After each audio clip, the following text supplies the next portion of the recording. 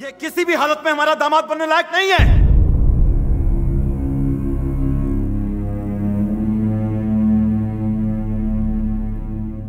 ऐसे लड़के को प्यार करती हो? हाँ, भूल जाओ उसे।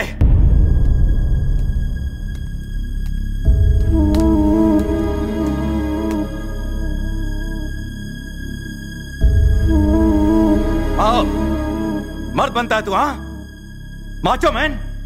तुझे मर्दानगी दिखाने को मेरा ही गांव मिला था।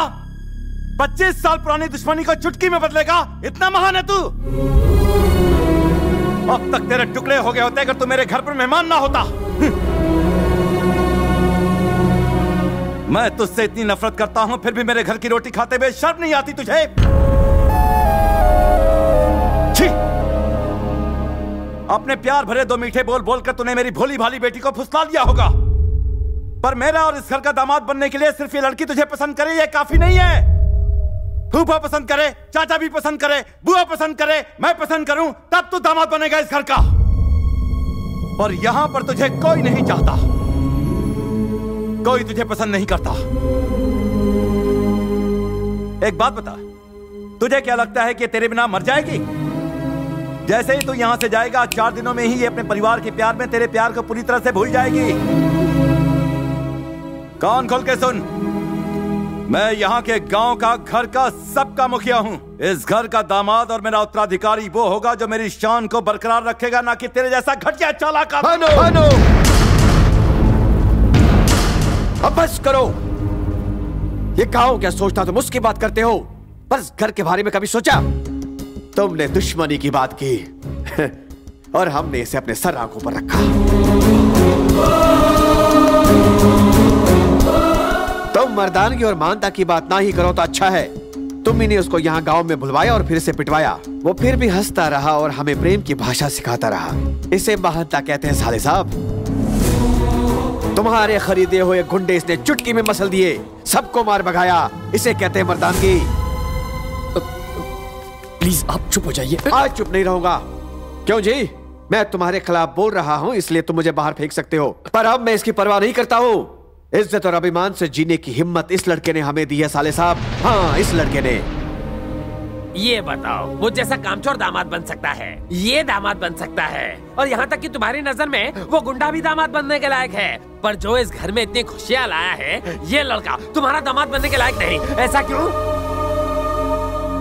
भैया, ये तो कहना मुश्किल है कि भूमि इस परिवार के प्यार में इसे भूलेगी या नहीं, लेकिन हमें जिसने मोहब्बत की भाषा सिखाई उसे नहीं भूलेंगे हम। पूरा गांव क्या सोचता है उसकी हमें परवाह नहीं।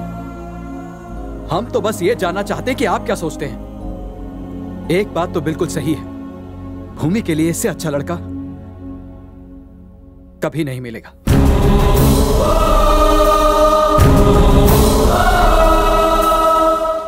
सर, अब आप इन लोगों की बातें मत सुनिए। ये लोग तो मेरी मीठी मीठी बातों के जाल में फंस कर आज तक मैं सोचता था कि ये प्यार और अपनेपन की वजह से मेरी इज्जत करते हैं, पर तुमने मुझे यह एहसास दिला दिया कि वो प्यार नहीं डरता।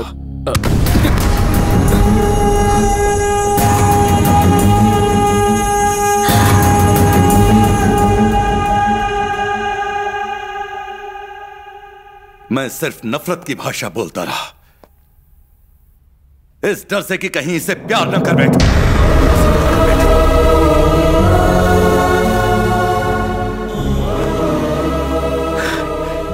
बचपन से ही मुझे बाप का प्यार नहीं मिला। सोचा था मेरी बीवी ही मेरी जिंदगी है, पर वो भी 2 साल में चली गई। उसके बाद यही मेरी जिंदगी है, यही संसार है, पर मैं उससे ये कह नहीं सका। पता नहीं मैं ऐसा क्यों बन गया। प्यार से बात करना तो मैं भूल ही गया हूं। मैं अपनी बहनों से दूर नहीं रह सकता था, इसलिए उनके पतियों को घर जमाई बना लिया। जब पता चला ये तुमसे प्यार करती है तो मुझे लगा कि मेरा संसार टूटकर बिखर जाएगा। अगर ये चली गई तो मेरा क्या होगा? उसे यहां रखने का स्वार्थ था जो मैंने उसकी शादी अपने गांव वाले से तय कर दी। इसीलिए मैंने तुम्हें बुलाया था, किसी भी कीमत पर मैं तुम्हें इससे दूर भगा देना चाहता था। सारे घर वालों के सामने मैं तुम्हें हराना चाहता था, पर तुम जीत गए। सर, मैं हार गया, हार गया।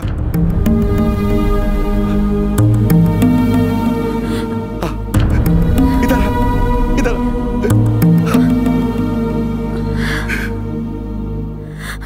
मैंने तो इसके बॉयफ्रेंड को बुलाया था, पर ये तो इस घर का दामाद ले आई।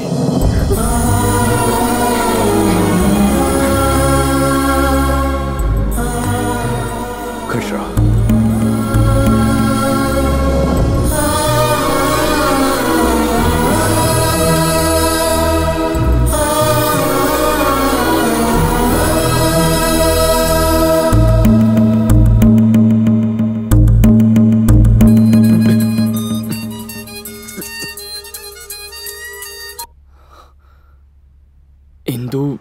Krrish, I love you। पता है मैंने अपने पेरेंट्स से बात कर ली है और वो मान गए हैं। मुझे तो बहुत टेंशन हो रही थी। I love you Krrish. तुम्हारे पेरेंट्स भी मान गए?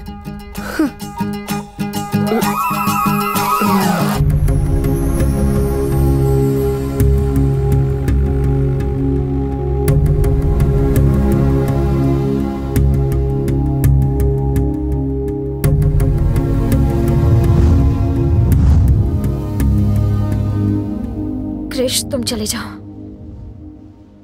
वही हुआ जिस बात का डर था हमें, जो नहीं सोचा था। मेरे डैडी तुम्हें चाहने लगे हैं। डैडी के मुंह से अपने लिए प्यार के 2 शब्द सुनने के लिए मैं तरस गई थी। आज उन्होंने पहली बार कहा कि मैं उनकी दुनिया हूँ। इतना काफी है क्रिश। मैं नहीं चाहती कि तुम मेरी वजह से खुद को और तकलीफ दो। तुम जाओ। अगर अभी चला गया तो तुम्हारे पापा को धोखा देने जैसा होगा। अभी या बाद में मुझे जाना तो है, ये कोई बड़ी बात नहीं है।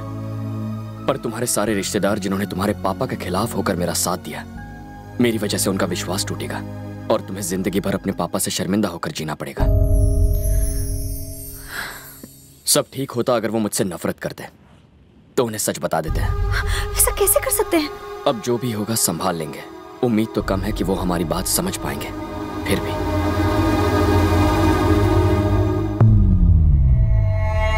पहली बार मैं अपना वादा नहीं निभा पा रहा हूं। मैं फंस गया। मेरी बेटी आपके बेटे से शादी नहीं करेगी।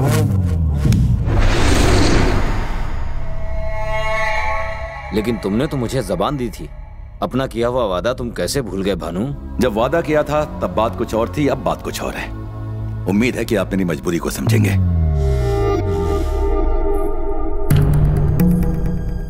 भूमि ने अपना फैसला कर लिया है। अगर तुम्हारे साथ शादी हुई तो वो खुश नहीं रहेगी और ना ही तुम खुश रह पाओगे। खुश रहने के लिए तुम्हारी बेटी को क्या चाहिए? वही ना जो हर लड़की की तमन्ना होती है। उसका बदन गहनों से सजा दूंगा। 1 महीने में उसके पाँव भारी कर दूंगा और 9 महीनों बाद तुम्हारा पोता तुम्हारी गोद में होगा। और अगर उसने अपना मुंह काला कर दिया तो उसे मार दूंगा।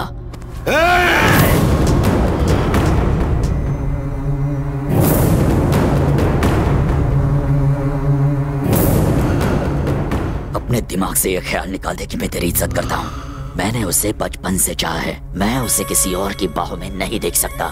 साले तूने ये सोच भी कैसे लिया कि तू मुझे इनकार कर देगा और मैं चुपचाप यहाँ से चला जाऊंगा?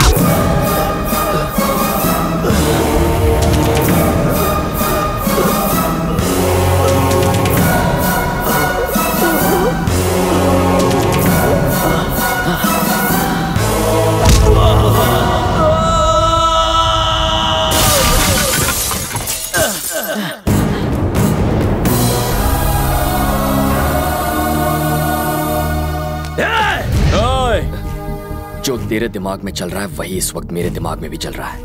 खत्म कर दूंगा।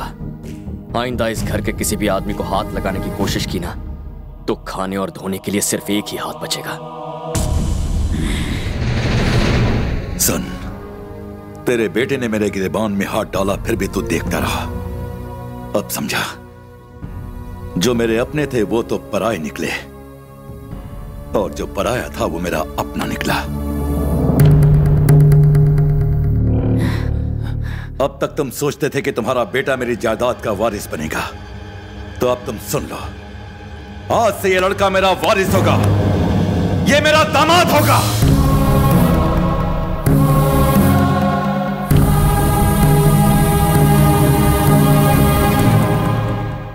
एक अजनबी पर भरोसा करके मुझसे दुश्मनी करने के लिए तैयार हो गए?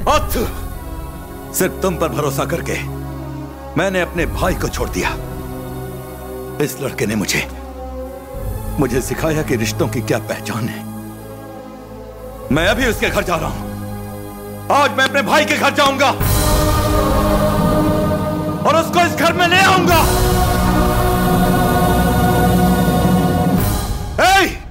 गाड़ियां निकालो। अच्छा।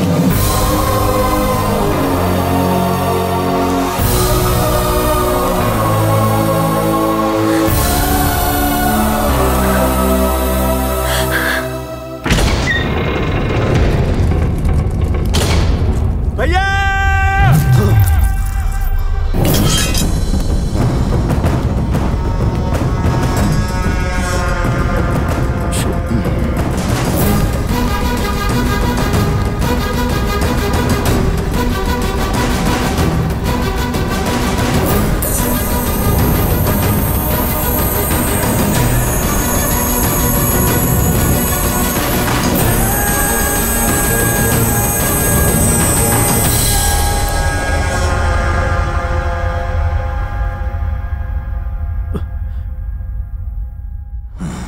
तुम्हारे सामने कोई मुखिया नहीं,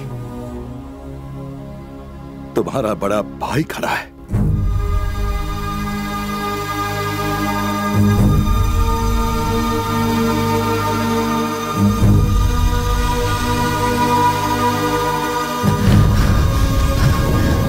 सुना सबने?